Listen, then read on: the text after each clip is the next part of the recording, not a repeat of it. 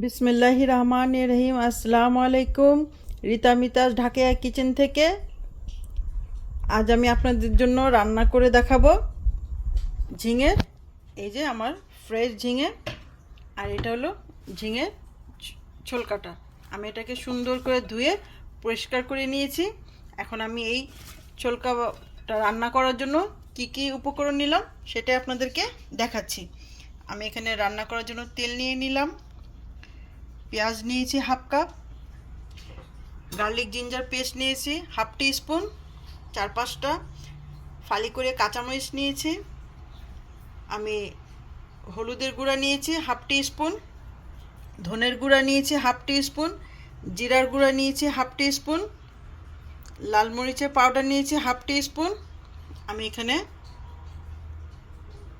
চিংড়ি বাটা নিয়েছি half cup.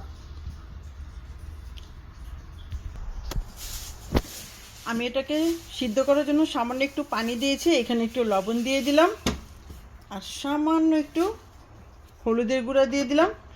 তারপর আমি এই ছোলকাটাকে একটু সিদ্ধ করতে দিব, ভাপে দিব আর কি। 2 থেকে 3 মিনিট আমি একটু ভাপে দিব। এখন আমি ঢাকনা দিয়ে এটাকে ঢেকে দিব। আমি এখন ঢাকনা দিয়ে দেব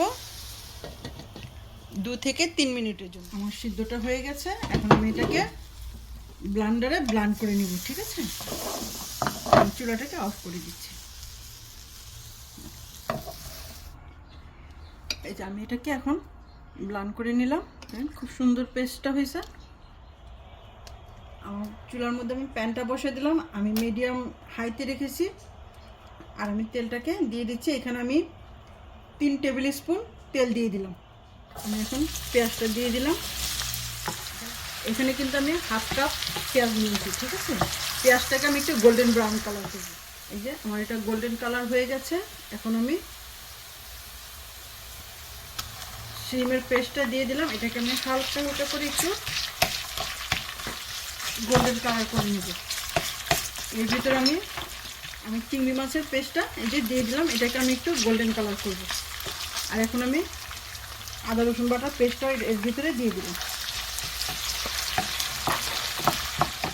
এই যে আমি হলুদের পাউডারটা দিয়ে দিলাম, আমি মরিচের পাউডারটাও দিয়ে দিলাম, লাল মরিচের পাউডার, ধনের গুঁড়াটা দিয়ে দিলাম। এগুলো আমি সবগুলো হাফ টিস্পুন করে নিয়েছি। জিরার গুঁড়াটাও দিয়ে দিলাম।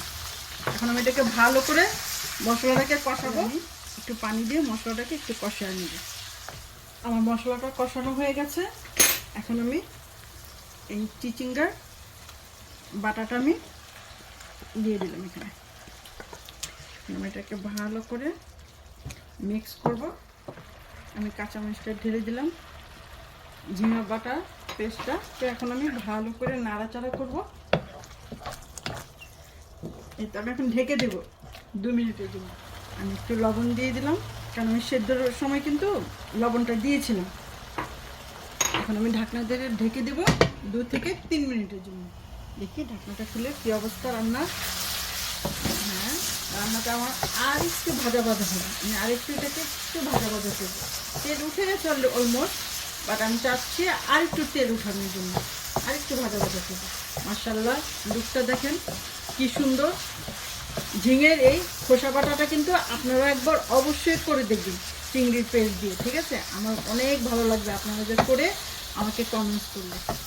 আমার ঝিঙে ছোলকা বাটাটা অলমোস্ট হয়ে গেছে। দেখেন খুব সুন্দর ড্রাই হয়ে গেছে, একদম মগজের মতো। খেতে কিন্তু একদম মগজের একটা টেস্ট আসবে। এটা ছোলকাটা কিন্তু ফেলে দেওয়ার জিনিস, তাই না? সেটাকে আমরা অনেক সুন্দর করে রান্না করেছি। এটা খেতে কিন্তু দারুণ হয়েছে। এখন আমি আপনাদেরকে সার্ভ করে দেখাচ্ছি। আমার ঝিঙের ছোলকা বাটাটা একেবারে রেডি হয়ে গেছে। এটা একটা মগজের মতো টেস্ট হয়েছে খেতে। এর ভিতরে কিন্তু আমি শ্রিমটাও দিয়েছি, চিংড়ি মাছ বাটাটাও দিয়েছি। খেতে কিন্তু দারুণ হয়েছে। আমি একটু খেয়ে দেখেছি। এটা সাদা ভাত দিয়ে খেতে খুব মজা হবে। আপনারাও আমার মতো করে রান্না করে দেখবেন। এটা কিন্তু একটা ফেলে দেওয়া জিনিস, তাই না? কিন্তু একটা সুন্দর একটা রেসিপি হয়ে গেছে। আমার রিতা মিতা ঢাকা কিচেনে অবশ্যই কমেন্টস করে জানাবেন রান্নাটা কেমন হয়েছে, আপনাদের কাছে কেমন লেগেছে। আমি ভালো লাগলে অবশ্যই আমাকে কমেন্টস করবেন। আমারও ভালো লাগবে আপনাদের কমেন্টস পড়লে। রিতামিতা ঢাকা কিচেনকে লাইক করবেন, শেয়ার করবেন, সাবস্ক্রাইব করবেন, আমাদের পাশেই থাকবেন। আর যারা যারা বেল বাটনটা এখনও প্রেস করেনি অবশ্যই প্রেস করে দেবেন। আর যে যেখানে আছেন অবশ্যই ভালো থাকবেন, সুস্থ রাখুক আল্লাহ রাব্বুল আলামিন, আপনাদেরকে হিফজ আমলের মধ্যে রাখুক। আমাদের জন্য দোয়া করবেন, আমরাও সকলের জন্য দোয়া করি। তাহলে আজকের মতো এখানে বিদায় নিচ্ছি। আল্লাহ হাফেজ।